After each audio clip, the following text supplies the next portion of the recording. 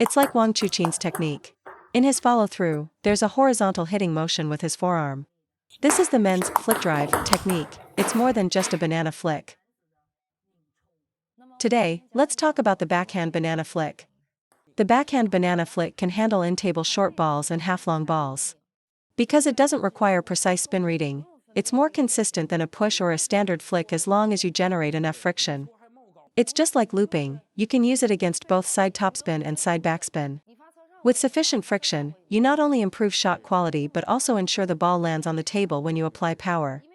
Without friction, getting a powerful shot on the table becomes a matter of chance. When I was young, the banana flick technique didn't exist, we used the backhand flick more. Later, Ma Long felt the standard flick was a bit too passive, which led to the development of the deceptive flick technique. What kind of ball can you use the banana flick on? Technically, you can use the banana flick in the forehand too. But for amateur players, it's really hard to find the right contact point because their footwork and anticipation are just too slow. So, any ball coming to the middle or backhand, including the backhand sideline, whether it's short, half-long, with side topspin or side backspin, can be flicked. First, for flicking against topspin or no-spin balls, you don't need much friction. Just use your forearm to guide the ball forward. However, for backspin, you must add more friction, though the stroke path and motion are the same. Once you have enough friction, just drive forward with your forearm. Unlike a push or a standard flick, you don't need to read the spin perfectly. This reminds me of when I was a kid, my coach insisted I use the banana flick in matches, but I'd always miss, especially with no-spin balls. Backspin balls that don't bounce forward much and don't give you pace to work with are particularly difficult to flick. Actually, the hardest parts of the banana flick are getting your footwork right and finding the correct contact point. First, you must step in with your right foot, for a right-hander, and lead with your right shoulder. Many players are used to the pushing stance and keep their shoulders parallel when attempting a banana flick. This creates too much distance between the body and the ball. You must get your body over the table. The main reason amateurs struggle with the banana flick is that their foot doesn't step in far enough. For a push, you can be further from the table, but for a banana flick, you must get your body all the way in. In a match, you'll see elite players often lift their back foot, putting their entire center of gravity onto their front foot. This creates maximum space to load up power. If you don't lean your body in and you're too far from the ball, you won't have time to execute the motion, and you'll naturally miss. When you step in, you must fully commit your weight forward. Most amateurs fail to do this because their footwork is too slow. So, really press your center of gravity forward. Don't worry about the next shot yet, focus on maximizing the quality of this one shot first. At the same time, the heel of your left foot, back foot, must be off the ground, with your body weight leaning forward. Only when your upper body is leaning forward and committed can you reach the proper contact point. When we push, our body can be relatively upright. But that doesn't work for the banana flick. The reach you get from an upright stance versus a forward-leaning stance is completely different. This is why amateurs find it hard to time the banana flick. Their center of gravity and footwork don't get them into position, leaving no space to load up and aim for the contact point. If your backswing is too far from the ball, you can't connect with power. So, you must lunge your body forward to get into the optimal distance from the ball for power generation. This is the key to positioning. You can execute the banana flick on the rise, at the top of the bounce, or on the way down. That's not a problem. Second, let's talk about rhythm. Many players miss the banana flick because their timing is off. My mistake just now was because my motion was too rushed, without any pause.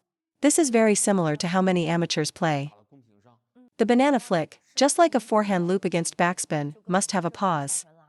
When I was first learning, I was always too quick. I felt the ball was about to drop and if I didn't act fast, it would take a second bounce. But that's usually not the case. After you step in, there must be a moment of waiting. Many players make the mistake of starting their backswing before they step in.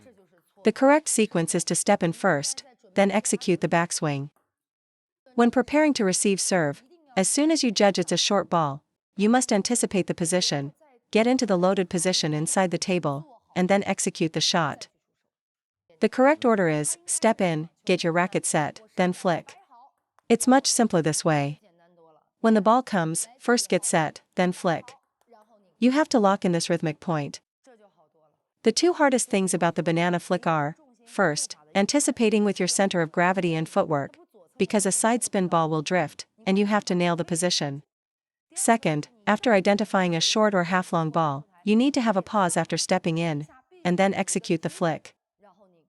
However, if your anticipation was slow, for example, you expected a long serve but they served short, you won't have time to prepare, so you shouldn't choose to flick. Because you still need time to load up and execute the motion, there just isn't enough time. If you feel you're already late stepping in, you should switch to a push. Forcing a banana flick at that point is unrealistic. So, the difficulty of the banana flick isn't in the motion at contact, but in the preliminary work of positioning, loading up, and finding the right rhythm. You need to accurately judge that the opponent's serve is short and then get your stance and loaded position ready in advance. Just like in a match, if you can anticipate the placement, your banana flick will be much more effective. Many players are too afraid to try it. But if you don't practice it in matches, even if you practice with a robot a million times, you'll never find that point of anticipation during a real game. This is because in a match, your opponent will use long balls to control you. Just as you're getting ready to flick, a long ball will come and jam you. Therefore, to master the banana flick, you must be brave and use it in matches. This increases your sensitivity and anticipation for incoming balls, allowing you to instantly recognize a short ball, get set, and then execute.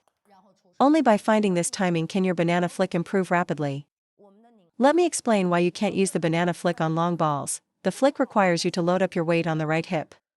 A long serve rushes you, leaving no time for a sideways backswing. You'll just get jammed and won't be able to generate power.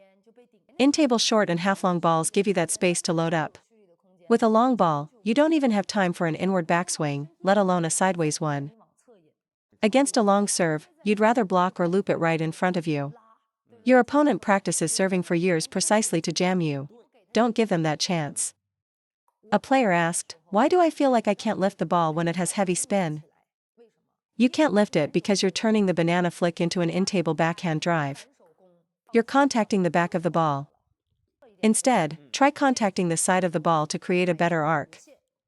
Over the table, we can't get our racket below the ball and use our body's weight transfer to create lift like we do when looping a backspin ball from further back. The table is in the way. So for in-table balls, you must rely entirely on the explosive power of your fingers and wrists to lift the ball. By contacting the ball more on its side, it's easier to create an arc. Another mistake is trying to lift straight up. Players think heavy spin requires an upward motion. This might work for long balls, but it's completely wrong for short balls. I've told my students that to improve your backhand loop, you must first be able to execute a banana flick over the table. If you can overcome spin using just your finger and wrist action, the quality of your loop will naturally become more focused and powerful. So, practicing the banana flick, either with a robot or multi-ball training, is also great for improving your overall backhand loop.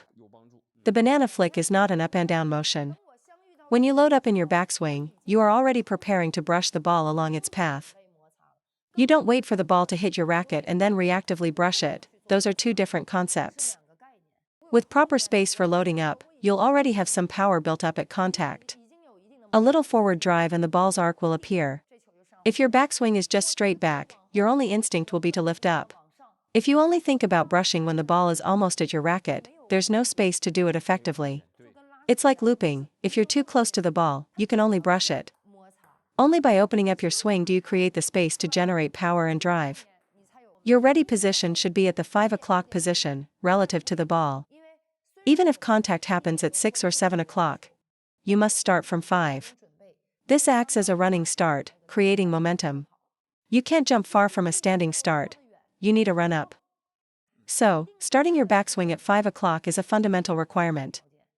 Someone asked me, "Can you banana flick with your forehand?" Let me show you. Is this the technique you mean? To this day, I've only seen the penholder Shixing use it. Shakehand players can't do it. To get a good grip on the ball, you must use the tip of the racket, where the linear velocity is highest. This is the part that most easily generates friction and speed. Position the ball at the tip of your racket, and it will be much easier to brush.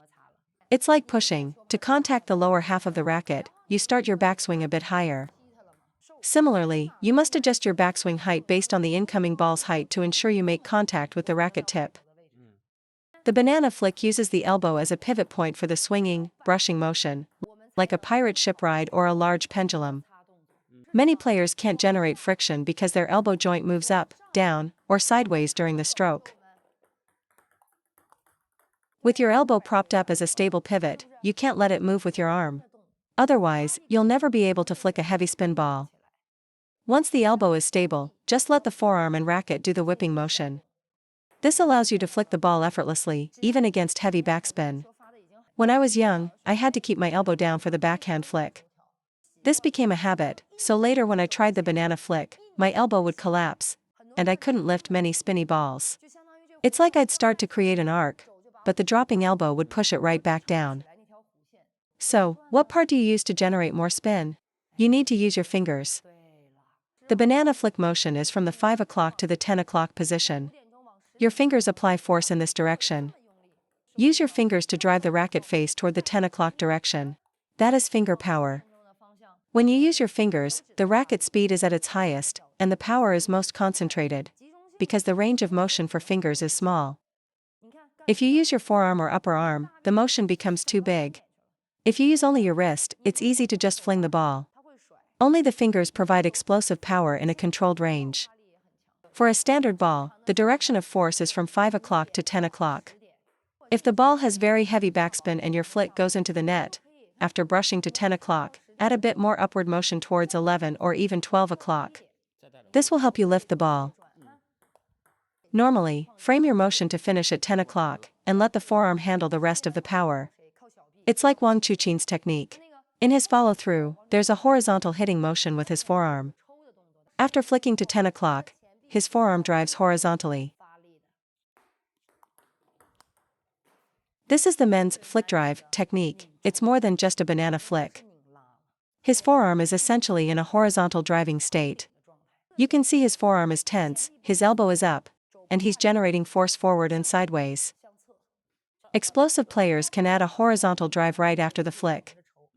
When I flick to 10 o'clock, during the second half of the power generation, my wrist is actually fixed. The final power comes from the forearm. From 5 to 10 o'clock is the brushing phase. After finishing the brush at 10 o'clock, the follow-through from 10 to 2 o'clock is powered mainly by the forearm, with the wrist held stable. After you lift the ball, the follow-through power is completed with a braced forearm. This is the same as the backhand loop. You can use your wrist for the brushing part, but not through the entire motion, or the ball will go long. After getting enough friction, my wrist is braced. The banana flick is the same. After the brushing phase, the follow-through is done with a stable wrist and forearm. This makes it easier to land the shot. If you fling your wrist through the whole motion, the ball will fly anywhere. But if you don't use your wrist at all, you won't get any friction. This is what makes table tennis difficult. A single stroke requires a combination of two different feelings. You need both friction and power. But amateurs often do either pure brushing or pure hitting. If you feel the ball has too much spin and is hard to flick, then focus more on friction. Don't add forearm power yet. Just use your fingers to guide it over the net. Your priority is to get the ball on the table. If you want to add quality, use your forearm to punch through in the second half of the stroke. You must make this decision based on the incoming ball.